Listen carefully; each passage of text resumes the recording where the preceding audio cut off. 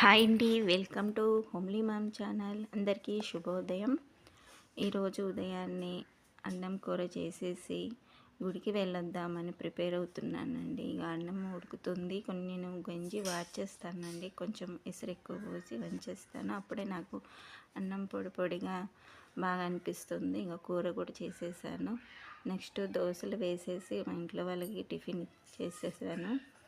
దోశలండి మీకు క్రిస్పీగా రావాలంటే మీరు ఏం చేస్తారంటే, నైట్ మీరు బియ్యము పప్పు నానేస్తారు కదా, మినపప్పు, దాంట్లోనే కొంచెం మెంతులు నానేయండి.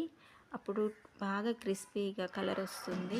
ఇంకా గుడికి వచ్చేసానండి. ఇంకా గుడిలో నాయన దర్శనం చేసుకొని, లక్ష్మీ నరసింహస్వామి గుడి అండి, చాలా పవర్ఫుల్ టెంపుల్. నాకు చాలా బాగా ప్రశాంతంగా అనిపిస్తుంది ఈ గుడికి వస్తే. ఇంకా దర్శనం చేసుకొని ఇంకా ఇంటికి వెళ్తూ కూరగాయలు తీసుకొని వచ్చానండి. టమాటాలు, నేను ఎప్పుడు కూడా టమాటాలు ఫ్రిడ్జ్లో పెట్టనండి. ఇలా బయట మూతులు ఇలా పైకి పెడితే మనకి పండని టమాటాలు కూడా పండుతాయి, ఫ్రెష్గానే ఉంటాయండి. అసలు టమాటాలు ఫ్రిడ్జ్లో పెట్టకూడదండి. ఈ టిప్పు మీకు నచ్చినట్టయితే లైక్ చేసి షేర్ చేయండి.